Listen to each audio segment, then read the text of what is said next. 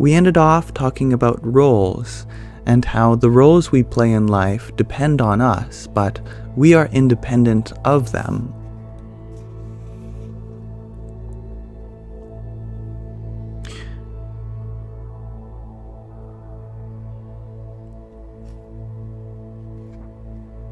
My friend Vijay and I threaded our way through the throng of pilgrims, vendors, and beggars congregated near the Ram Jhula bridge. Crossing over the Ganges, I asked him where we were going.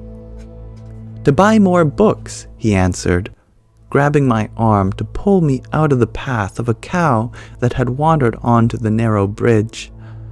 We walked through Svargashram towards a tiny shop whose walls were aligned to the ceiling with stacks of dusty books. Its sign announced in Hindi and English, Gita Press. And hello, Beast Mode Bandito. Keep calm and Radhe Radhe. And thank you, Estrella. Vijay chatted with the shopkeeper for a moment and then busied himself flipping the pages of book after book. He showed me a thick volume, saying, "This Srimad Bhagavatam with Hindi translation is only 30 rupees. Hello, Shakira. And thank you, Alice.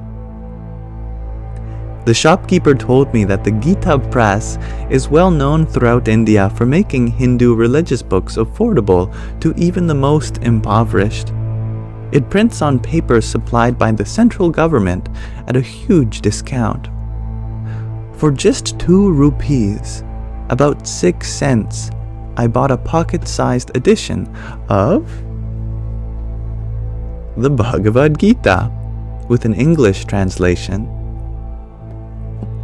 Vijay had lugged a large parcel as we returned to the ashram.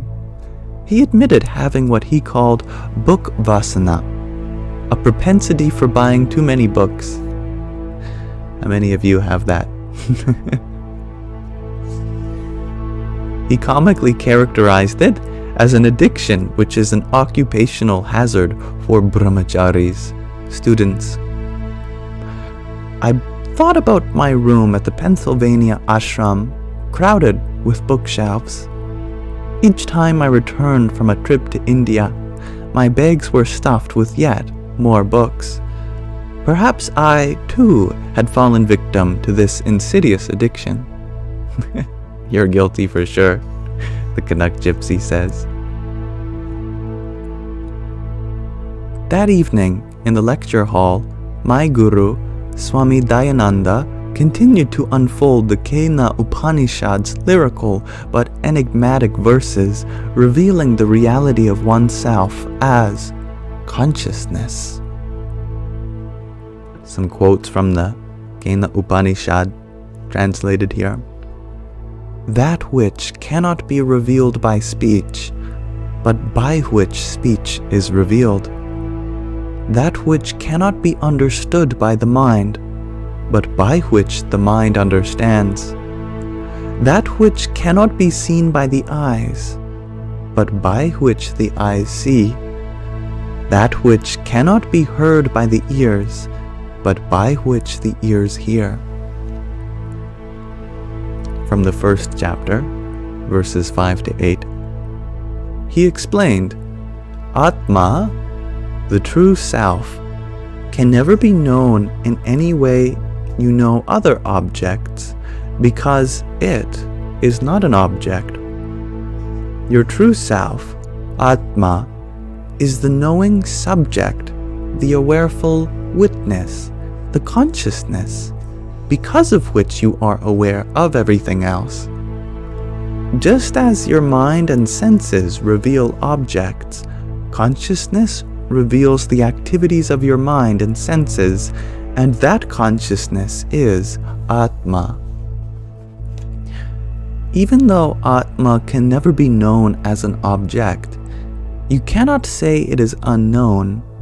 It is present in every experience.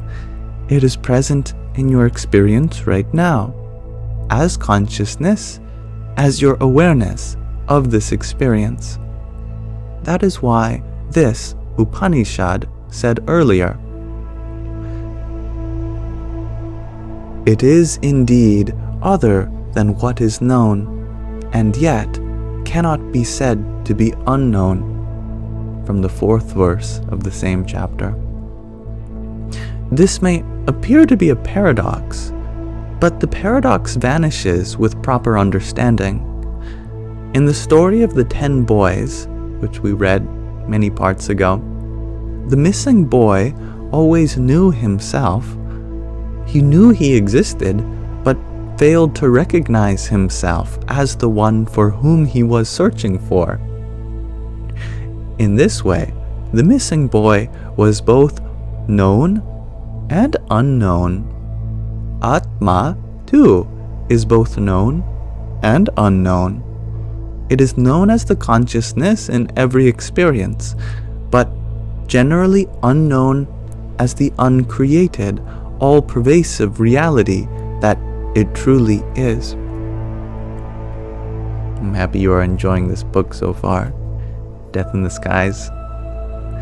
Fortunately, Swami Tadatmananda assured me that you don't have to go out buying this book if you are patient, because he will be making it as a free PDF in the near future. Later in this Upanishad, the rishis, the seers, utter another apparent paradox. It is known to one who considers it unknown, but unknown to one who considers it known. From the 2nd chapter, 3rd verse. Again, this paradox disappears upon inquiry. One who thinks Atma can be known like any other object obviously does not know Atma, but one who understands that Atma can never be known as an object because it is the consciousness by which objects are known, that person knows Atma. Therefore, Atma is said here to be pratibhudham viditam, known in every experience, in every mental event. Once you recognize Atma as the consciousness present in every experience, then you are ready to inquire further into the nature of that consciousness. Is it finite or infinite? Is it subject to birth and death? Are there many, or is there but one consciousness? As we proceed to address these questions, you will discover that consciousness has no boundaries, and therefore it is limitless. It is uncreated, and therefore is not subject to birth and to death. It is the fundamental reality because of which everything exists, and therefore there can be no second Atma.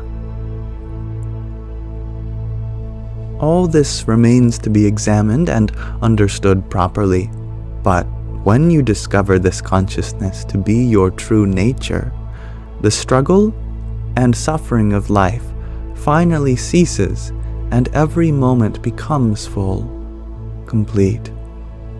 Therefore, this section closes. If one has realized this, there is truth. If one has not realized this, there is but infinite loss. Wise ones, discerning the truth of all beings, turn from the world and become liberated. The 5th verse of the 2nd chapter.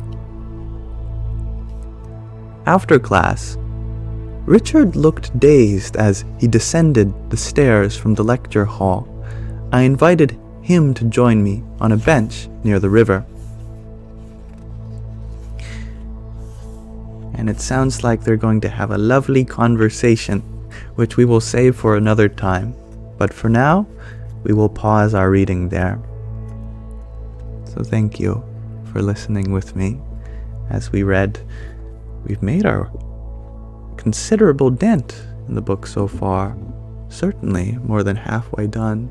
2/3 done, perhaps.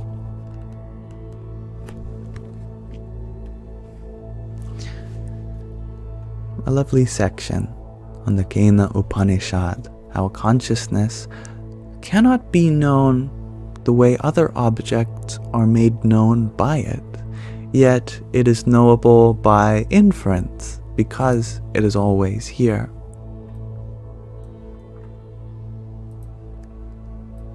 And thank you.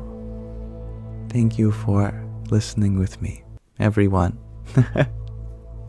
I do be finding cliffhangers to end on. Have to keep you captivated somehow.